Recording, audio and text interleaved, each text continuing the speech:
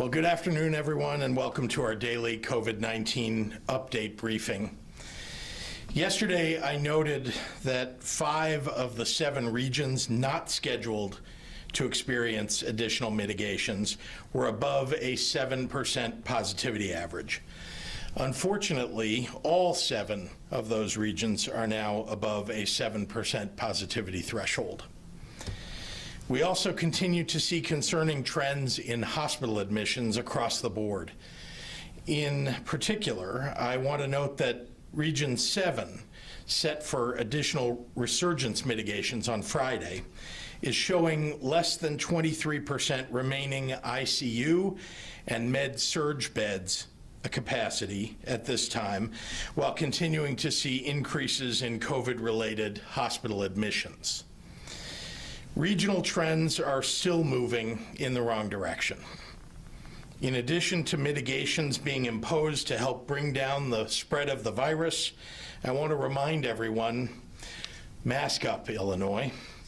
Keep your distance, wash your hands, get your flu shot, and think twice before taking unnecessary trips and getting together with people who don't already live with you. I also want to share with the public today 2 major updates. One about our vaccine distribution plan and one about our testing infrastructure. To be clear, there is no approved vaccine yet.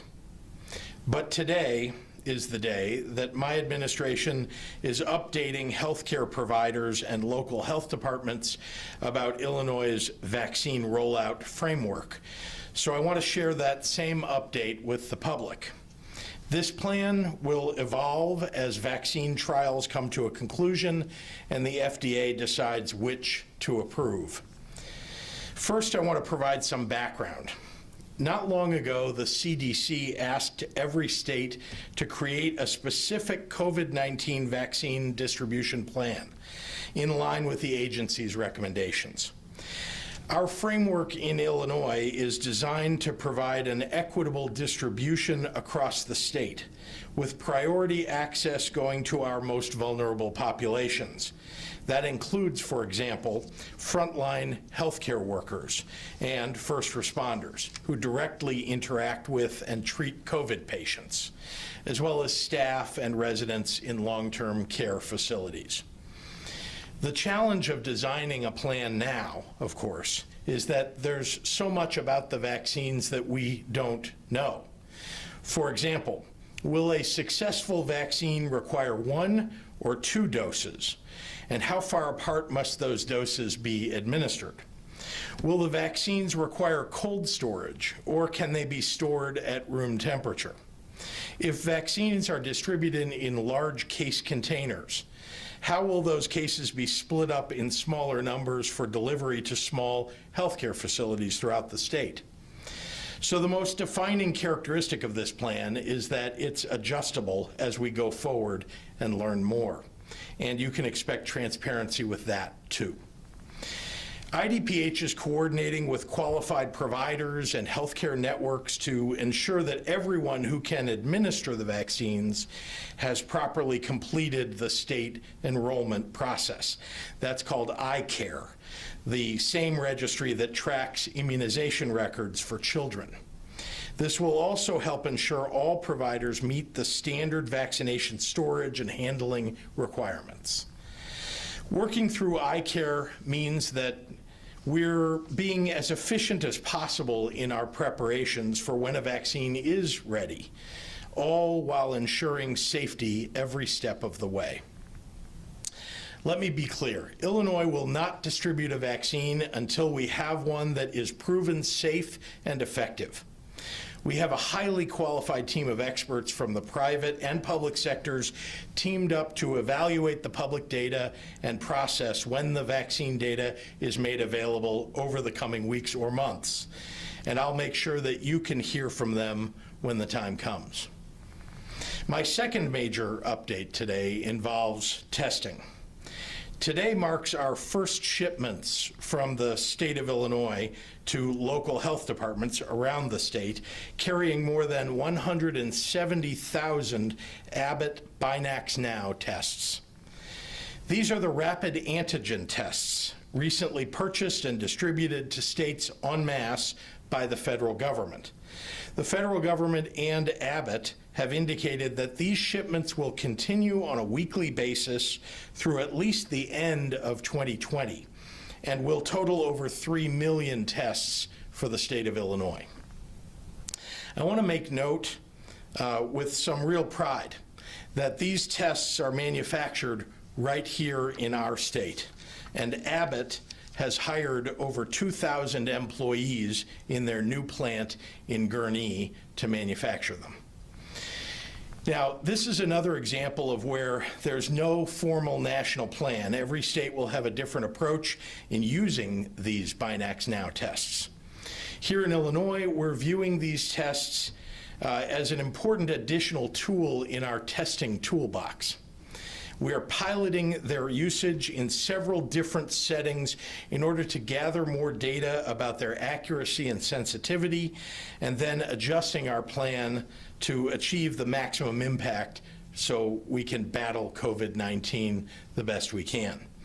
For now, the majority of the initial tests delivered to us are going to local health departments directly, ensuring resource access and flexibility on a local scale across the entire state. That means, depending on the needs of the community, the local health department can choose to distribute their tests for any of a number of localized needs, including for K-12 settings, first responders, federally qualified health centers, and homeless service organizations, as well as an array of other options. The state will also use early shipments of Binax Now to launch focused pilot testing programs in K-12 institutions, in long-term care facilities, as state-owned residents, in state-owned residents, such as veterans' homes, and additional priorities as they arise. The federal government is also separately sending Binax Now tests directly to long-term care facilities across the country, including here in Illinois, a process that started a few weeks ago. This selection and delivery is outside of the state's control. Currently, this Abbott Binax Now test has FDA emergency use authorization for people suspected to have COVID-19 within the first 7 days of symptom onset. In other words, we're still learning about what the test's role could be in screening efforts and other settings. Here in Illinois, we'll take what we've learned from the data about accuracy of results and scale up or adjust our programs as needed. At the end of the day, our main focus is just getting the best tests out to as many people as possible. We've had more success in that effort compared to many other states, and we'll keep working at it as long as we're fighting this pandemic. And with that, I'd like to turn it over to the director of our Department of Public Health, Dr. Ngozi Ezike. Doctor? Thank you.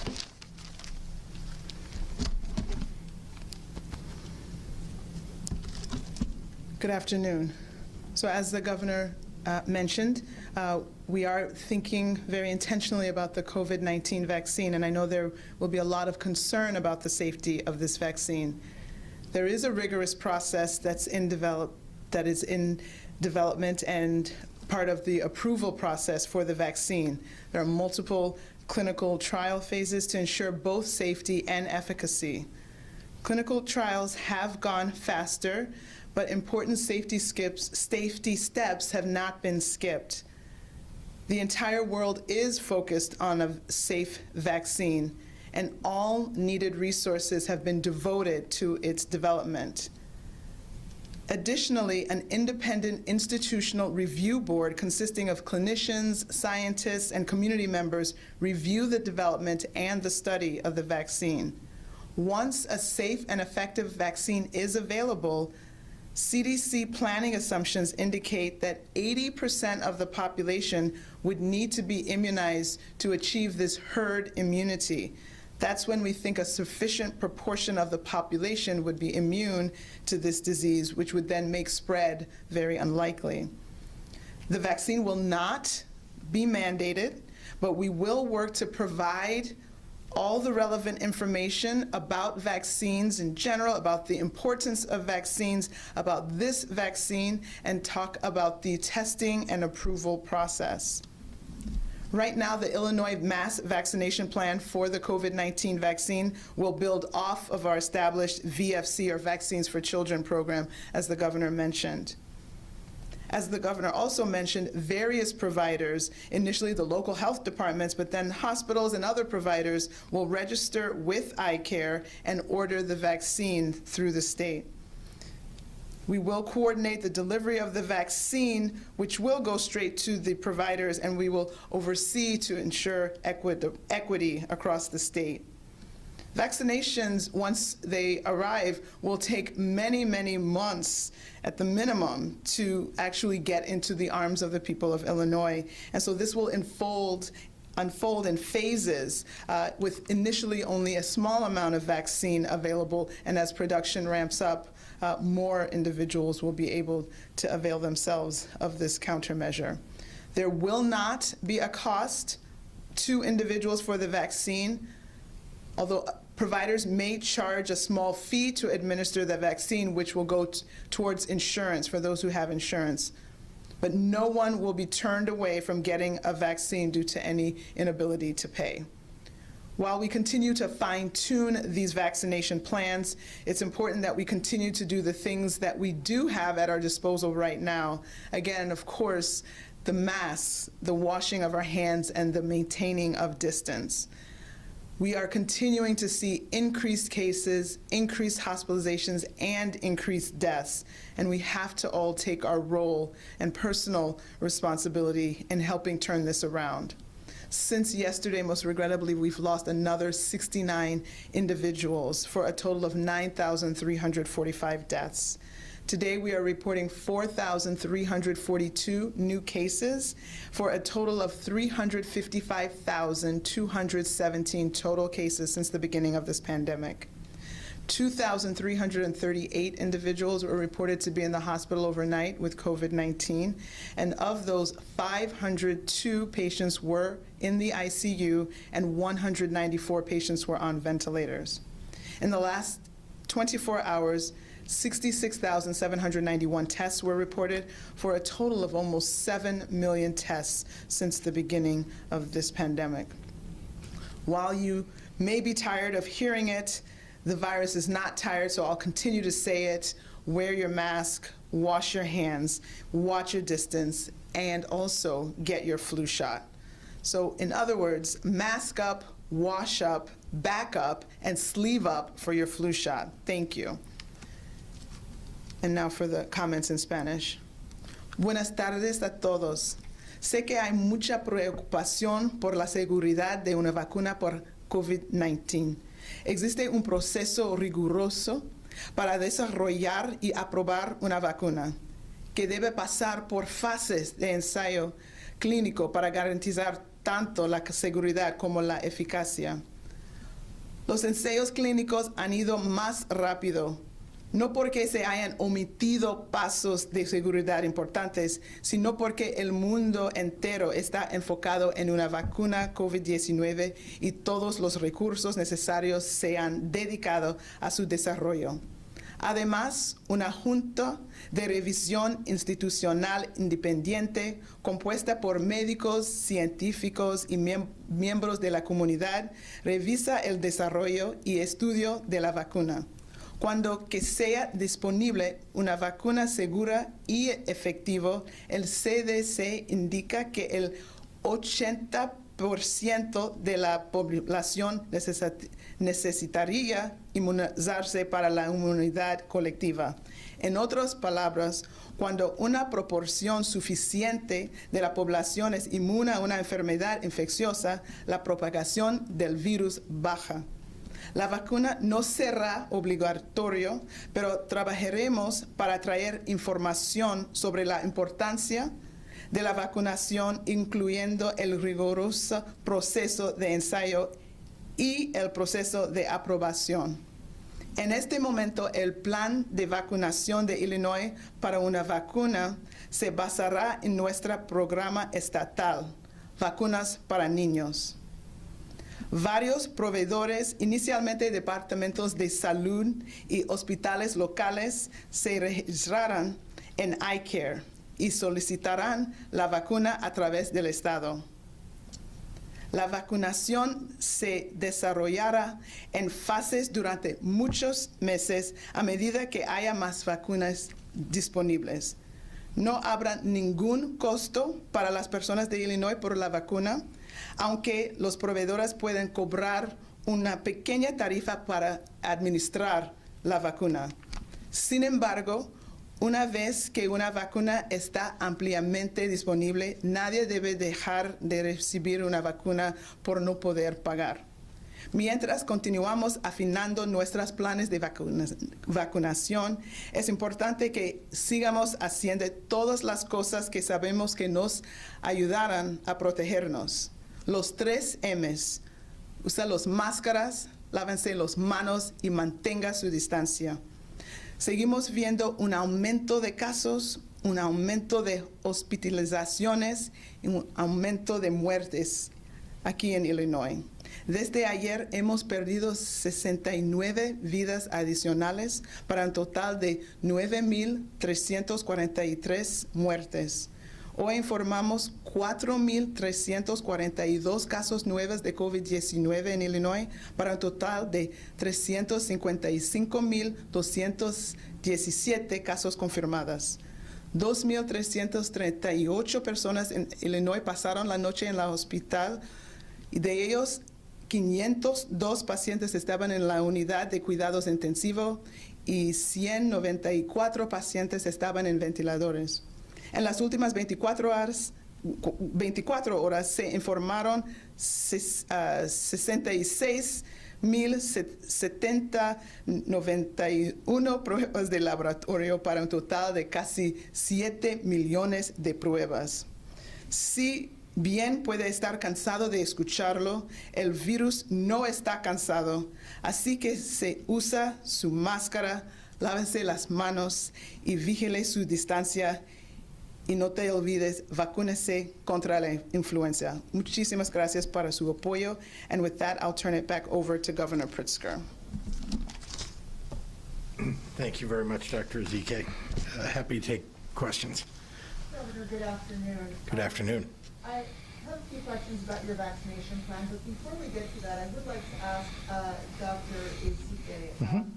If I'm not wrong, 69 deaths is the highest total we've had since June the 17th. Does that mean we're now in that phase where the increase in the number of cases is also translating into an increase in the number of deaths? I think we should understand that that's always the pattern.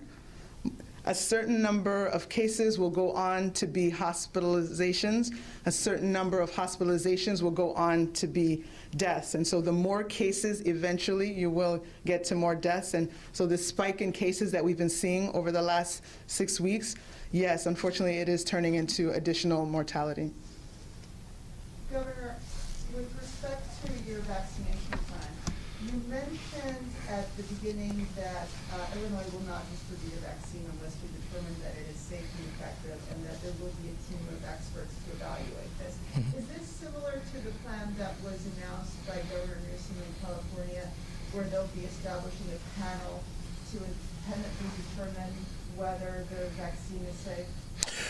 Well, we certainly have the resources to make sure that the vaccinations that are being offered are safe for people.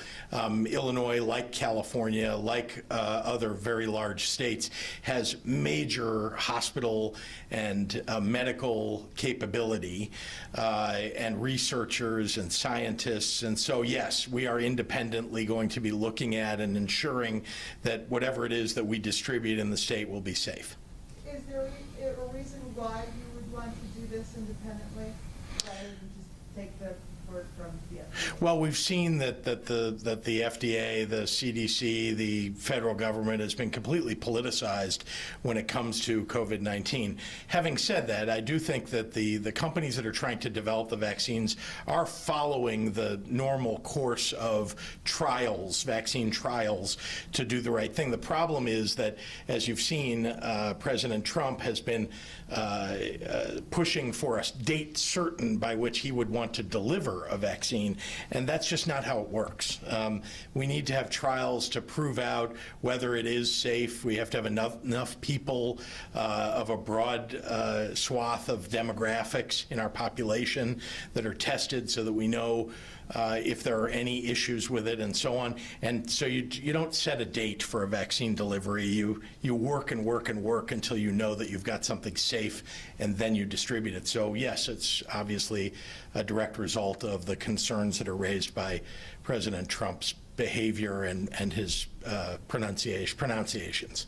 Now, I understand that there's a lot that you can't have set in stone because we don't have a vaccine yet and we don't know which ones we'll get first. But can you discuss more the specific phases that will be implemented in terms of what order people will be getting the vaccine in and which populations? I'd like to turn it over to Dr. Zike, who's been directly involved in the discussion of that. I will just say for your own edification that, this is going to be an evolving methodology that gets us to a point where we can distribute, and then we won't know, again, until we see what kind of a vaccine it is, whether you need 2 doses, how much of it we'll get, which populations we'll be able to get to fast enough, right? You want to start with certain populations, the most vulnerable, and move your way through as fast as you possibly can. That will depend a lot on the manufacturing capability of the company that's producing the vaccine or multiple vaccines, and also how long it takes to distribute those. If it requires cold storage, for example, that's more difficult and complex than something that's just room temperature. But I've now said enough about the science, and I'll turn it over to Dr. Zeke.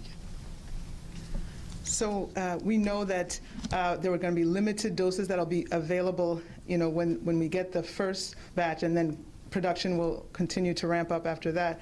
But for that initial group, it will absolutely, the priority list would be to have the healthcare workers be first. And then as we get more, again, not knowing if that first allocation will allow all the healthcare workers, there may be further stratifications that are necessary, maybe across geography, vulnerable areas, places that have been hardest hit, et cetera. After that, we actually are, of course, looking at other critical work infrastructure, individuals who are from vulnerable populations who have borne the great brunt of this virus. We'll be looking for, any healthcare workers or other, allied healthcare fields that weren't covered in the first allocation.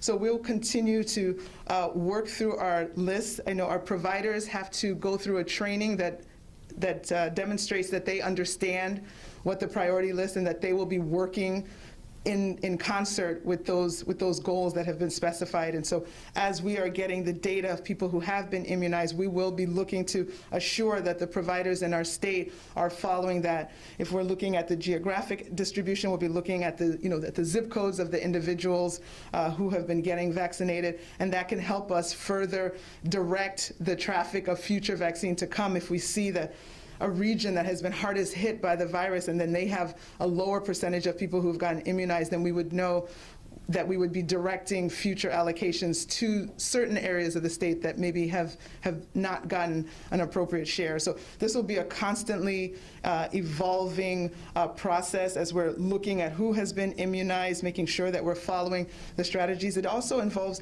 looking at the social vulnerability index. That's a CDC metric that takes into account the likelihood of a certain community to be harder hit when such a natural disaster or a pandemic or in this case, this virus hits. And so looking at those indices will help us to also direct vaccine to the right communities to make sure that the people who need it most get it first. And of course, we have to address vaccine hesitancy. So we have a lot of groundwork that we have to continue doing, because we sometimes, as is the case here in Illinois and many places, the people who may need it most might have the reason to be most hesitant. And so we're going to have to work with communities to address issues, to notify, to educate, to have their questions answered, to see what we can do to make sure, because getting the vaccine is one step, getting it into the arms of people is another. And so we need both of those for us to get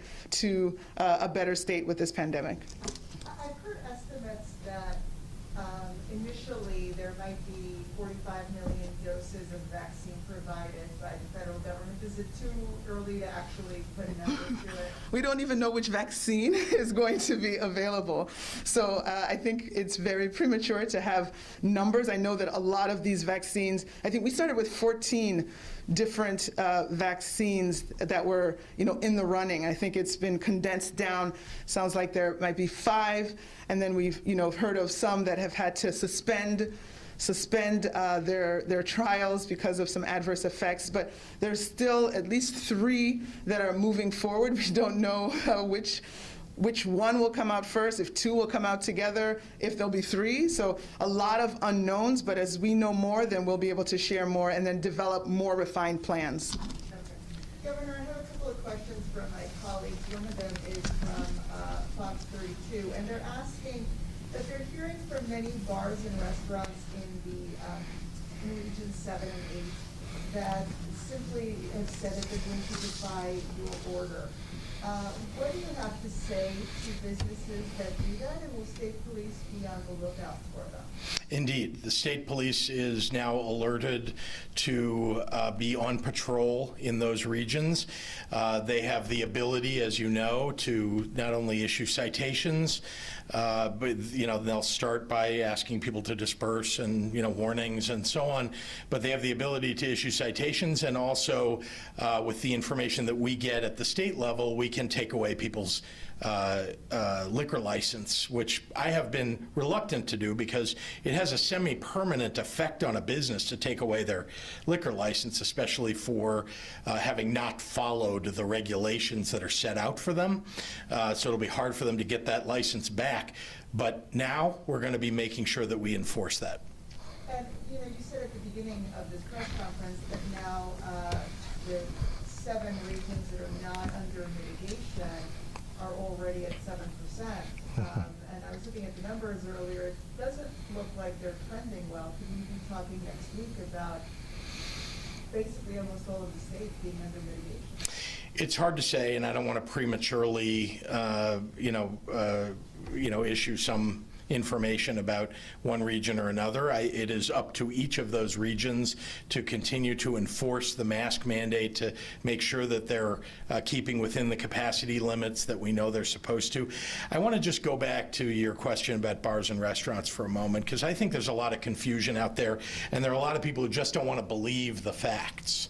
So I brought with me, just because I thought it would be interesting for you to see, that there are 12 studies that I have right here that show that bars and restaurants are in fact a major spreading location for the virus. It's disconcerting to me that people want to just either lie about it or disbelieve the facts.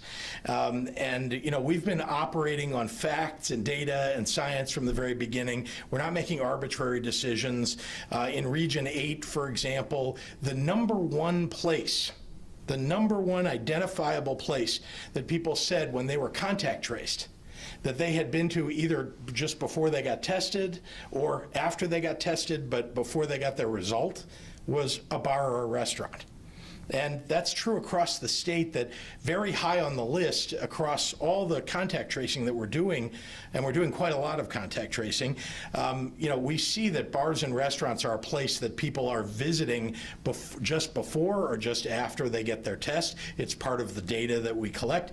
And so, we're trying to be careful. Look, we're not calling for across the board, close down businesses, et cetera. That's not something we're doing. What we're trying to do is target the places where we think and know, based upon the science and based upon the contact tracing data, that it will have the biggest effect of lowering transmission. We're trying to target the mitigations to those places.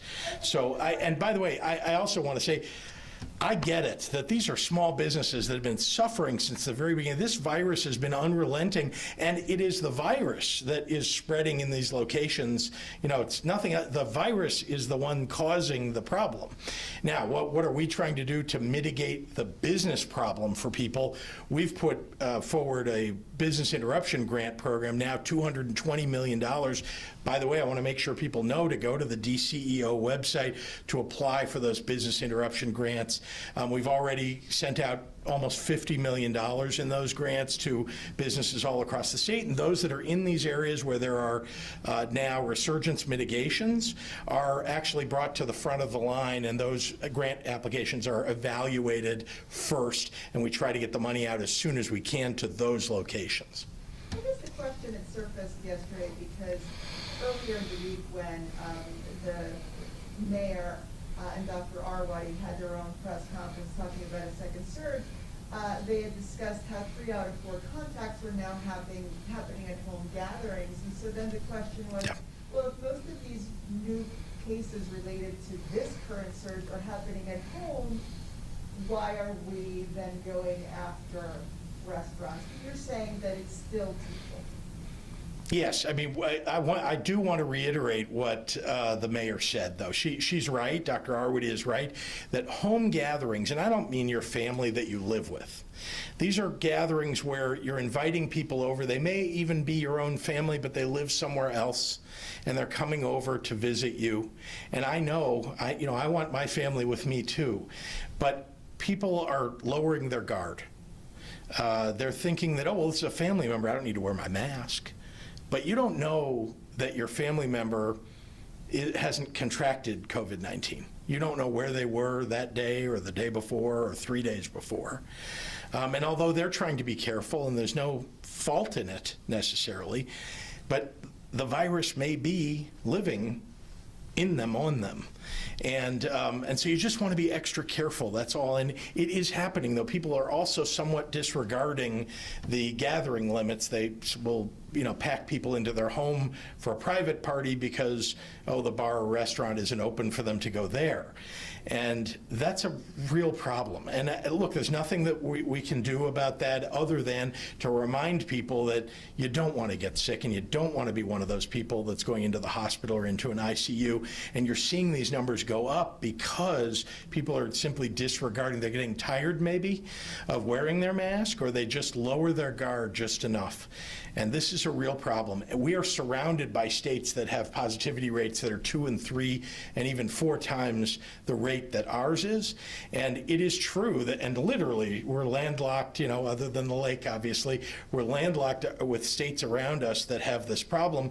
And we need to be extra careful about travel to and from those states. I know people work on both sides of the border and so on, but just be extra careful. Wear the mask. If there's nothing else that you hear me say today and every day, please wear the mask, keep a social distance. And the last thing, and I know there are lots of other pieces of advice that I could give about this to keep you safe, but please get a flu shot. If you get the flu and you get COVID, it is very, very dangerous, much more dangerous than just getting COVID by itself. We'll do one more. I can just ask you one more question that is from one of my colleagues at Telemundo, and this might be for Dr. Ezike. They want to know if you're aware of an outbreak of COVID-19 at Stroger Hospital. They've been notified of one, and they just want to know if you've heard about it, and if so, what's being done. Yeah, so I know we have had outbreaks in medical facilities. I know I have to meet with our communicable disease team later today and get an update on the most recent outbreak. So I'm not, and Stroger Hospital is my former hospital where I worked at. I'm not familiar with that outbreak, but I'm sure I will get briefed on it very soon. All right, thanks everyone. Thank you.